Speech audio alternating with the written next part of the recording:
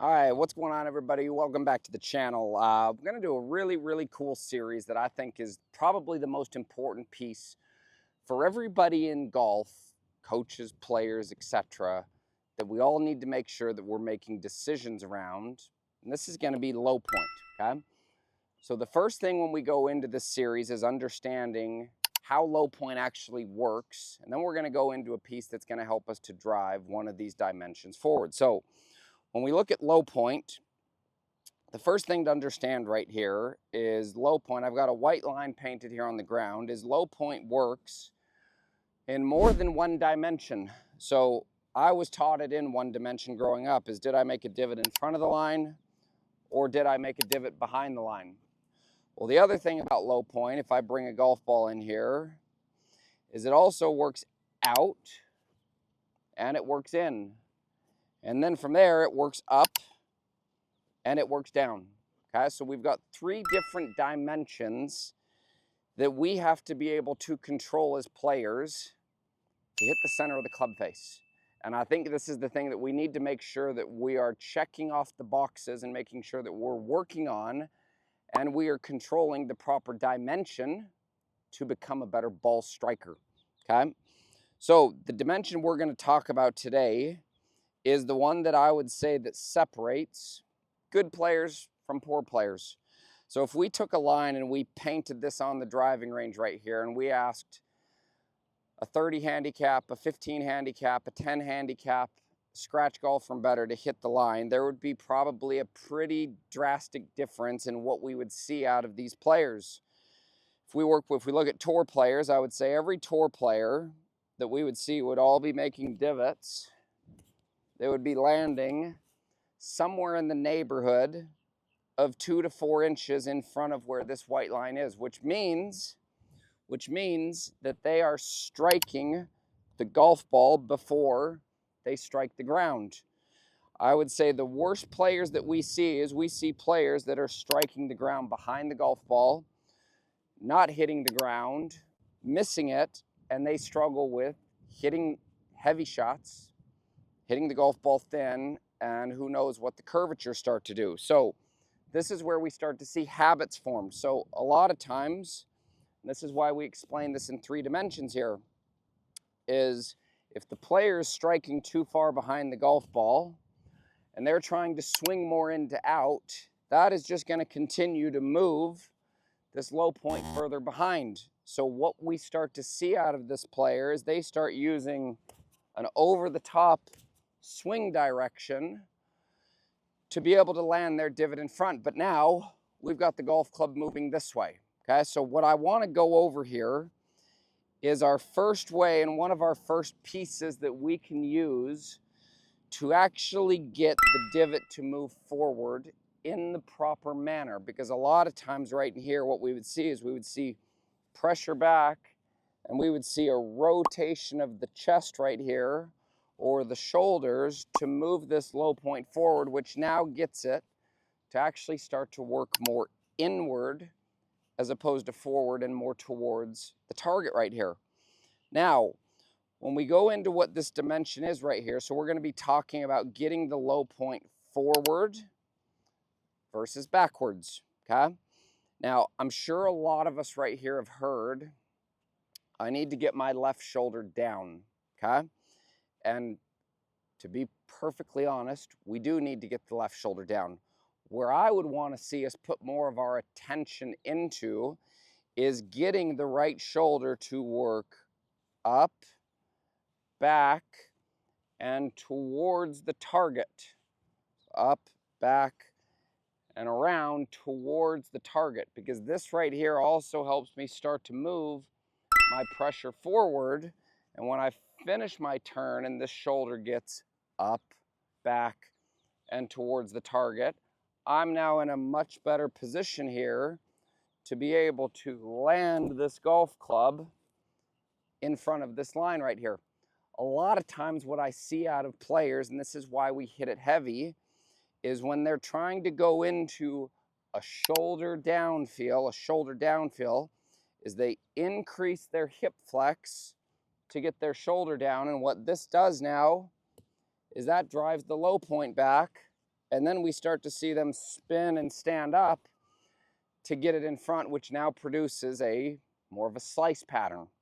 So the way that I would look at this and the way I would explain this is think about it like this from face on. So I have one stick right here that is representing my spine, and I have another stick right here that is representing my shoulders, okay?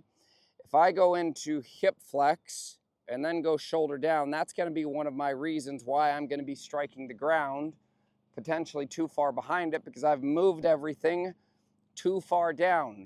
So the more I flex my hips, the more my chest goes down, the more we have the ability to hit the ground behind the ball more. So what we would want to see more here is we would want to see the inclination of the spine stay the same, and we would want to work this right shoulder more around our spine like this, more around our spine with our pressure forward before this starts to unwind in a downswing, okay? So I think it's very simple right here to understand this in concept. Here's a drill that I would give you to do once we start to get the feel that the right shoulder is working back. So we'll be right back with the drill.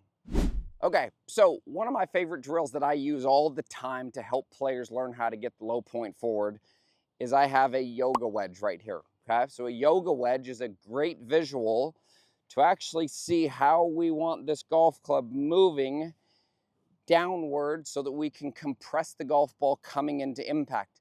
And here's how it's going to relate to the shoulders. So because of this incline right here that this yoga wedge is on, it's going to make me actually maintain my spine inclination, maintain my height in the backswing as I'm working the right shoulder back on center here, so that I have enough space to where this club can travel down without hitting the yoga wedge and still land a divot right here in front. So if I demonstrated this the wrong way right here, let's say I'm the player who I go into hip flex to get my shoulder down right here. Now as I start down, that yoga wedge is in play because I have lowered myself to the ground too much. This is why a lot of us stand up, and also why a lot of us end up coming over the top. So what I want you to do right here is you're going to take a yoga wedge. Here's level 1.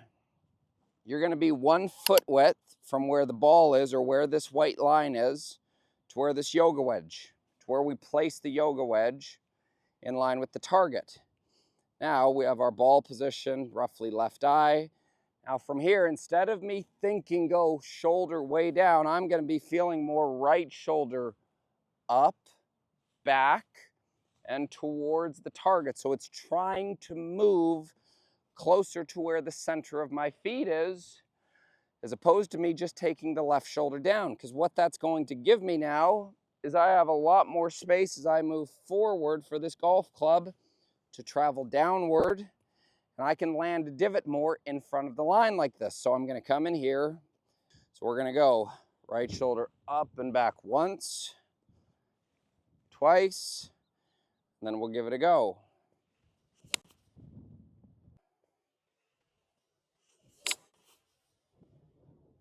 That right there was a perfect strike. So we can see how the divot and the low point is in front of where this line is right there. It's a really great place for you guys. Make sure that you have feedback with what it is that you're trying to change right here, okay? The other thing we can use it for, and you may have noticed this, I clipped that on the back swing right there. So as I set this up on the line again, I'm going to go 1 foot away for level 1. The rise in my right shoulder is also what's creating a lot of the rise to get this golf club up. It doesn't just have to be hinge or arm bend. You can see I'm keeping the arms fairly straight as I'm working this right shoulder back towards the center of my feet. Right shoulder up and back. One more time. Let it go.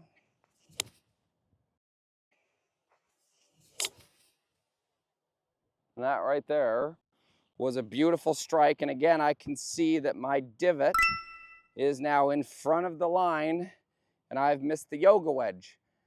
Now, if it's something that you really struggle with and you still have a tendency to hit it in front, bring it to where the ball is more in line with your ankle. So move that forward a little bit more, and we can take the ball right here. Basically, we should see there's no way for us to actually hit the ground behind it. So I'm going to be in here, set up.